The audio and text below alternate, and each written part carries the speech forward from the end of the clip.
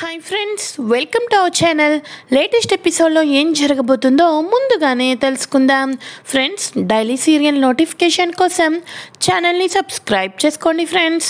And పక్కనే ఉన్న bell ఐకాన్ని క్లిక్ చేసి ఆల్ ఆప్షన్ని సెలెక్ట్ చేసేయండి.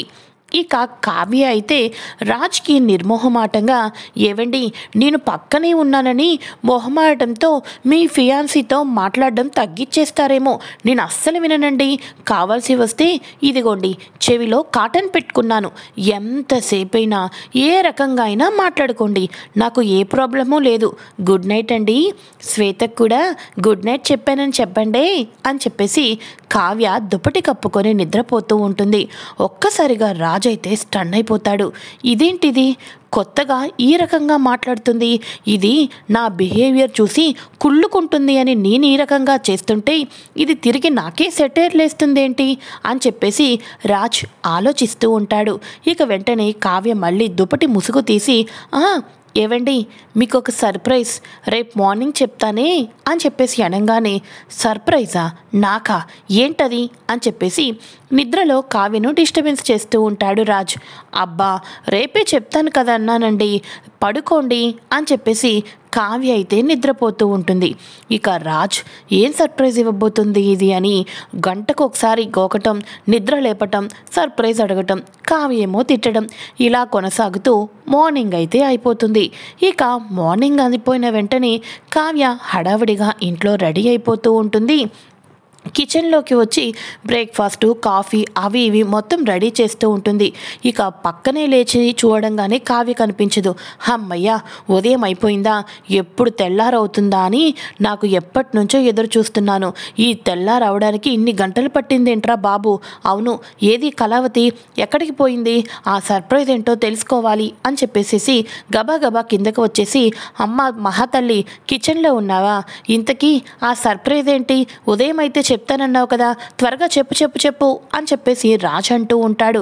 ఏవండి, నా సర్ప్రైజ్ మూలాన మీకు రాత్రంతా నిద్ర పట్టలేదు కదూ, ఏ సర్ప్రైజా అని చెప్పేసి నా గురించి ఆలోచిస్తున్నారు కదూ అని అనగానే, అవునవును, పెద్ద అప్సరస పైనుంచి కిందకు దిగి వచ్చింది, నాకు ఒక సర్ప్రైజ్ ఇస్తావని నిద్రపోకుండా ఉంటాను. నేనేం నిద్రపోకుండా ఏం లేను, హ్యాపీగా గొరకలు పెట్టి నిద్రపోయాను అని అనగానే, అవునండి మీరు ఎంత బాగా నిద్రపోయారో, ఎర్రపడిపోయినా మీ కళ్ళే చెప్తున్నాయిలేండి అని చెప్పేసి, ఏవండి ఉదయం దాకా వెయిట్ చేశారు కదా, ఇంకాసేపు వెయిట్ చేయండి అన్నట్టు మీకు బ్రేక్ఫాస్టు, కాఫీ అంతా ప్రిపేర్ చేసేసాను, నేను అర్జెంటుగా రెడీ అవ్వాలండి, ఎయిర్పోర్ట్కి వెళ్ళాలి కదా అని చెప్పేసి కావ్య గబా పైకైతే వెళ్ళిపోతుంది. ఇక వెంటనే రాజ్ పైకి వచ్చిన తర్వాత, అసలు ఏంటిది, దీని హడావడి చూస్తుంటుంటే ఏదో పెద్ద ప్లానే వేసినట్టుంది, అదేంటో తెలుసుకోవాలి అని చెప్పేసి కావ్య అయితే అనుకుంటూ ఉంటుంది. ఇక వెంటనే అవ్వని ఇవని ఆ శారీస్ అని ఇవన్నీ మొత్తానికి తీసి, ఏవండి ఇందులో మీకు బాగా ఏం నచ్చింది, ఒకటి త్వరగా సెలెక్ట్ చేయండి అని అనగానే, ఆఫీస్కి వెళ్ళే దానివి నీకెందుకే, ఏ చీర కట్టుకొని వెళ్తే అని చెప్పేసి అనగానే, ఊరుకోండి ఎయిర్పోర్ట్కి వెళ్తున్నానని చెప్పాను కదా, ఒక ఫ్రెండ్ని కలవాలి అని చెప్పేసి, అవును వాడికి ఈ కలర్ బాగా ఇష్టం కదా, తనకిష్టమైన కలర్లోనే మళ్ళీ నేను తనకి ఎదురు పడితే చాలా హ్యాపీగా ఉంటాడు అని చెప్పేసి కావ్య అయితే ఆ శారీని సెలెక్ట్ చేస్తుంది. ఆడు అంటుందేంటి, కొంప తీసి అబ్బాయా, ఛాన్సే లేదే, కళావతి దగ్గర అంత టాలెంటే లేదు అని చెప్పేసి రాజు మనసులో అనుకుంటూ ఉంటాడు. ఇలా రాజు అనుకున్న తర్వాత కావ్య హ్యాపీగా రెడీ అయ్యి, ఏవండి బాగున్నానా, నచ్చుతాను కదండి అని చెప్పేసి కళావతి హడావిడిగా బ్యూటిఫుల్గా రెడీ అయ్యి బయటకు వచ్చేస్తుంది. రాజేమో, హలో మేడం, ఏంటి ఆఫీస్కి వచ్చేదేమైనా ఉందా లేదా అని అనగానే, అయ్యో ఆఫీస్కి రాకుండా ఎలా ఉంటానండి, తప్పకుండా టైం ప్రకారమే వచ్చేస్తాను, అలా అని కొంచెం కూడా లేటుగా రానండి, మీకు తెలుసు కదా నేను ఒకరితో మాట పడడం అంటే అస్సలు ఇష్టం ఉండదని అని చెప్పేసి ఇక కావ్య అయితే ఎయిర్పోర్ట్ దగ్గరికి వెళ్తుంది. తన ఫ్రెండ్ రాగానే, హాయ్ ఇలా ఉన్నావు రంజిత్, బాగున్నావా, సరే అయితే నేను చెప్పింది బాగా అర్థమైంది కదూ అని అనగానే, నువ్వు చెప్పింది అర్థమైంది అక్క, అమ్మమ్మ గారు చెప్పింది ఇంకా బాగా అర్థమైంది కావ్య, అయినా కూడా ఈ రోజుల్లో ఆడవారి జీవితాలు నాశనం అయిపోతూ ఉన్న సమయంలో నాలాంటి ఒక వ్యక్తి కలపడానికి ప్రయత్నం చేస్తున్నప్పుడు నేనెందుకు ముందుకు రాను? నువ్వు ఏలా చెప్తే అలానే హెల్ప్ చేస్తాను. చివరాఖరకు మీ ఇద్దరిని కలిపి తీరిన తర్వాతే ఇండియాలో నా వర్క్స్ చూసుకున్న తర్వాత మళ్ళీ ఫారెన్ వెళ్తాను, ఓకేనా అని అనగానే థ్యాంక్ యూ సో మచ్ అని అనగానే, హలో, నేను కేవలం నీకోసమే రాలేదు కదా, నాకు కొన్ని వర్క్స్ కూడా ఉన్నాయి, అందుకనే వచ్చాను అని చెప్పేసి రంజిత్ అయితే వస్తూ ఉంటాడు. ఇక కావ్య అయితే ఆఫీస్ ముందు కారు దిగుతుంది.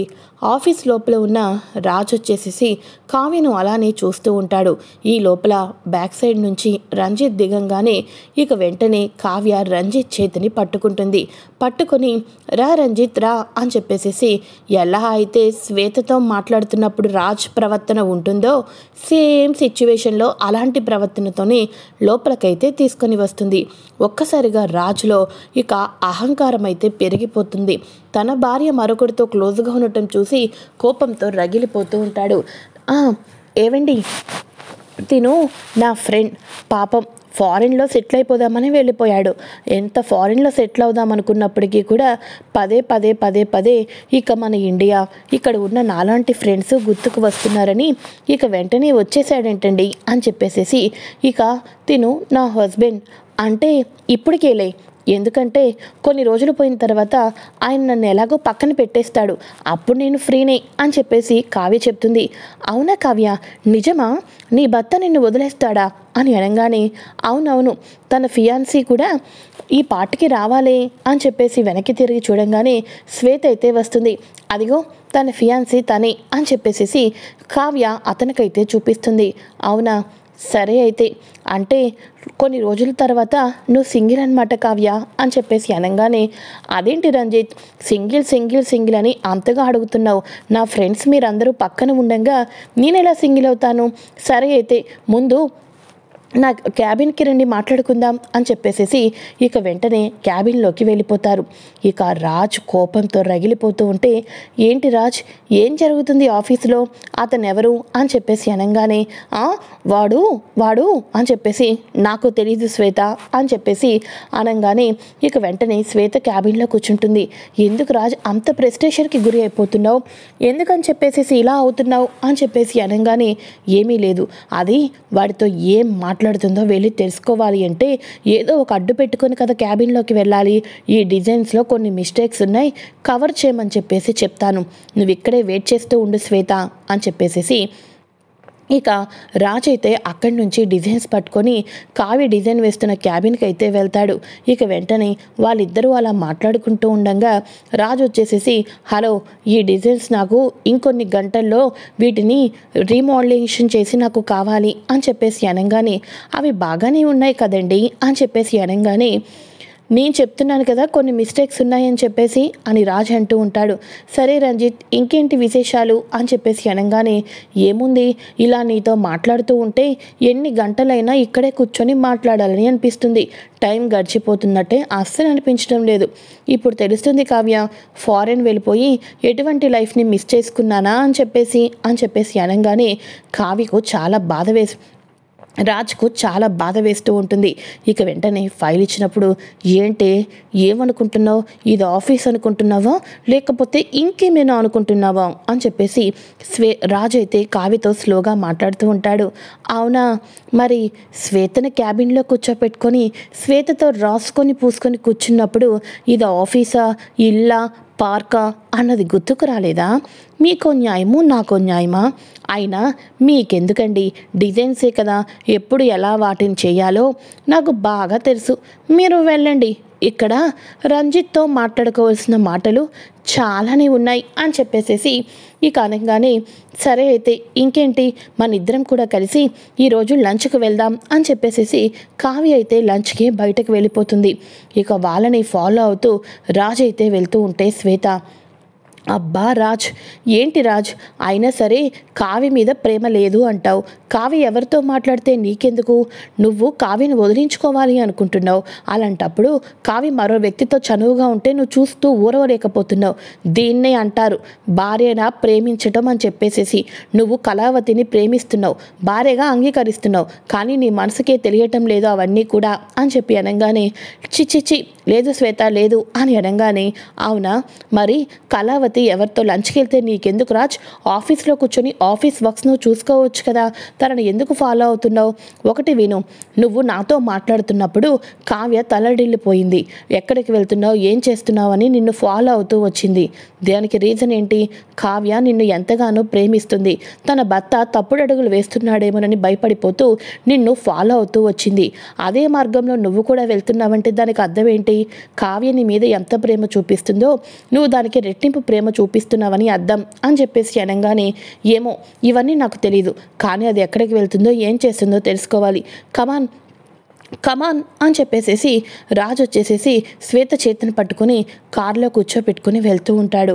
ఇక కారులో కూర్చోపెట్టుకున్న తర్వాత అక్కడైతే ఆపేసేసి శ్వేతని కూడా చేత్తో పట్టుకుని గబగబా నడుచుకుంటూ లోపలికైతే వెళ్తూ ఉంటాడు. ఇక వెంటనే వాళ్ళు ఏం మాట్లాడుకుంటున్నారు ఏంటి అనేది అంతా చూసేసి, ఇక అసలు ఏంటో ఛాన్సే లేదు, అటు చూస్తే ఆఫీస్ వర్క్స్ ఉన్నాయి, దీన్ని ఇలా కాదు అని చెప్పేసేసి ఇక రాజు అయితే శ్వేతను తీసుకొని వచ్చేస్తూ కారులో కూర్చుంటాడు. అదే సమయంలో అటుగా వెళ్తున్న రాహుల్ శ్వేత చేతిని పట్టుకోవటం, గబాగబా లోపలికి పంపించటం, తర్వాత మళ్ళీ తీసుకొని రావటం, శ్వేతతో చనువుగా కొంచెం క్లోజ్గా మూవ్ అవటం, ఇదంతా కూడా రాహుల్ అయితే చూసిస్తాడు. ఇక వెంటనే ఫొటోస్ వీడియోస్ అన్నీ కూడా తీసేసుకొని అక్కడి నుంచి వెళ్ళిపోతాడు రాహుల్. ఇక వెంటనే తనని ఫాలో అవుతూ వచ్చిన భర్తను చూసి కావ్య అమ్మమ్మ గారు చెప్పిన ప్లాన్ సక్సెస్ అయ్యేటట్టే కనిపిస్తుంది. ఆయన ముఖంలో ఆ కోపమనేదే ప్రేమ అని ఆయనకి ఎప్పుడు తెలుస్తుందో ఏంటో అని చెప్పేసేసి మనం కూడా ఆఫీస్కి వెళ్ళిపోదామని వాళ్ళైతే ఆఫీస్కి వెళ్ళిపోతారు. రంజిత్కి బాయ్ చెప్పేసి ఆఫీస్కి వెళ్ళిపోతుంది కావ్య. ఇంటికి వచ్చిన రాహుల్ రుద్రానికి, మమ్మీ మమ్మీ ఇంతకాలం దుగ్గిరాలి ఇంటి వారసుడు ఇక ఏలేస్తాడు, పరిపాలించేస్తాడు అని చెప్పేసేసి అందరి ముందు ఇక రాజు మామూలుగా ఉండేవాడు కాదు, కానీ ఇప్పుడు రాజులో కూడా మరో వ్యక్తి ఉన్నాడు అని నిరూపించటమైంది. ఒక్కసారి ఇది చూడు మామ్ అని చెప్పేసేసి రాహుల్ అయితే రుద్రానికి చూపిస్తాడు. ఏంట్రా ఇది? రాహుల్ ఏంటి మరో అమ్మాయి చేపట్టుకొని ఆ అమ్మాయికి నడక రాదు అన్నట్టుగా నడిపిస్తున్నాడు అని అనగానే, అవును మామ్ నాకు అదే అనుమానం వచ్చింది. ఈ ఫోటోలు చూపించి ఇక ఆస్తులు పంచమని, లేకపోతే కంపెనీ నుంచి రాజు తప్పుకుంటే ఆ స్థానాన్ని నాకిమ్మని, నువ్వేదో ఒకటి ఫైట్ చేయి మమ్మీ, రా మమ్మీ రా అని అనగానే, అసలు నువ్వు నా కడుపుని ఎలా పుట్టావురా ఇంత తెలివి తక్కువతనంతో అని అనగానే, అదేంటి మామ్ మన దగ్గర సాక్ష్యాలు ఉన్నాయి కదా అని అనగానే, ఈ ఒక్క సాక్ష్యం సరిపోదురా, ఇది మనకు మంచి అవకాశమే, కానీ రాజు తప్పు చేశాడు అంటే మనమే నమ్మలేకపోతున్నాం. మరి ప్రేమను పెంచుకున్న ఇంట్లో ఉన్న వాళ్ళందరూ ఎలా నమ్ముతారా? వాడు జెంటిల్ మ్యాన్, వాడు తప్పు చేశాడు అంటే నేను కూడా నమ్మటం లేదు, కానీ ఒక ఆడపిల్ల చేతిని పట్టుకొని నడుస్తున్నాడు అంటే దాని వెనకాతల ఏదో కారణం ఉండే ఉంటుంది. కాబట్టి ఇక నుంచి రాజును మరి మనం దగ్గరుండి చూస్తూ ఉండాలి.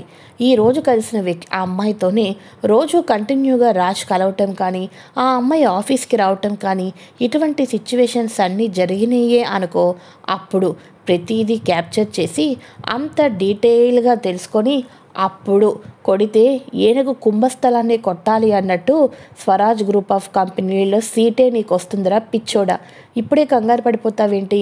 కాబట్టి రాజ్తో చనువుగా ఉండు, వాడిని నమ్మిస్తూ ఉండు, వాడు ఎక్కడికి వెళ్తున్నాడు ఏం చేస్తున్నాడు అనేది తెలుసుకొని ఇంకా 1కి 10 సాక్ష్యాలు సృష్టించాలి, తెలుసుకోవాలి, అర్థమైందా అని అనగానే, ఓకే మామ్, ఏం జరిగినా ఈ మధ్యకాలంలో మనం తీసుకున్న గోతులో మనమే పడుతున్నాం, కాబట్టి ఈ విషయంలో మాత్రం ఎక్కువగానే ఆలోచిస్తాను, ఎట్టి పరిస్థితుల్లోనూ కంగారు పడను అని చెప్పేసేసి రాహుల్ అయితే అనుకుంటూ ఉంటాడు. అయితే అనామిక వచ్చి బెడ్రూమ్లో శారీస్ అవి సర్దుకుంటూ ఉంటుంది. అదే సమయంలో కళ్యాణ్ అక్కడికైతే వస్తాడు. ఏంటి బంగారం, ఏం చేస్తున్నావు, నా గురించి ఆలోచించేదేమైనా ఉందా అని చెప్పేసేసి దగ్గరకు వచ్చి పట్టుకుంటూ ఉంటే, అబ్బా ఏంటి కళ్యాణ్ అని చెప్పేసి అనగానే, అదేంటి బంగారం, నువ్వు చెప్పినట్టే నేను ఆఫీస్కి కూడా వెళ్తున్నాను కదా, అయినా కూడా కనీసం నువ్వు నాకు టిఫిన్స్ కూడా పెట్టడం లేదు అని చెప్పేసి కళ్యాణ్ అనగానే, ఆఫీస్కి వెళ్తే సరిపోతుందా ఏంటి, ఇక ఆఫీస్కి వెళ్ళినా నీకంటూ ఒక గుర్తింపు తెచ్చుకోవాలి, నీకంటూ ఇక బ్యాంకు బ్యాలెన్స్ లాంటివి తెచ్చుకోవాలి అని మనసులో అనుకుంటూ, నీకంటూ గుర్తింపు రావాలి కళ్యాణ్ అని అనగానే, అంటే నాకు గుర్తింపు వచ్చేదాకా నాకు కనీసం దగ్గరికి కూడా రానివ్వవా, ఇది చాలా అమానుషం, నువ్వు చెప్పినట్టు ఆఫీస్లోకి వెళ్ళాను కదా అని చెప్పేసి అంటూ ఉంటే, అబ్బా కళ్యాణ్, ఇక నన్ను నువ్వు ఇబ్బంది పెట్టద్దు, నేను చెప్పింది మాత్రమే, నువ్వు ఏదో ఒక ప్రాజెక్ట్లో సక్సెస్ అయ్యావే అనుకో, నా అంతలో నేనే నీ దగ్గరికి వస్తాను, అర్థమైందా అని చెప్పేసి అనామిక అయితే అక్కడి నుంచి తప్పించుకొని వెళ్ళిపోతుంది. ఇక కళ్యాణ్ అనుకుంటూ ఉంటాడు, అసలు ఫస్ట్ నైట్ రోజు జరగకపోయినా జరిగినట్టు ఇంట్లో ఉన్న వాళ్ళందరికీ కూడా కటింగ్ ఇచ్చేసింది, ఇప్పుడు అందరూ కూడా మా ఇద్దరి మధ్య అంతా జరిగిపోయింది అనుకుంటున్నారు, కానీ ఇక్కడ అనామిక నన్ను టచ్ను కూడా చేయనివ్వటం లేదు, ఎందుకని ఇలా ప్రవర్తిస్తుంది, అనామికలో ఏదో మార్పు అయితే తెలుస్తుంది, ఏంటా మార్పు అసలా అని చెప్పేసి కళ్యాణ్ అనుకుంటూ ఉంటాడు. ఇలా అనుకుంటున్న కళ్యాణ్కి ఇక వెంటనే, ఏదిగో ఆఫీస్లో ఏదో ఒక పేరు తెచ్చుకోమంది కదా, అందుకని చెప్పేసి ఆ పేరు గురించి, కొత్త ప్రాజెక్ట్స్ గురించి ఇక వెళ్ళి కనుక్కోవాలి అని చెప్పేసి కళ్యాణ్ ఆఫీస్కి బయలుదేరదామని గార్డెన్లోకి అయితే వస్తాడు.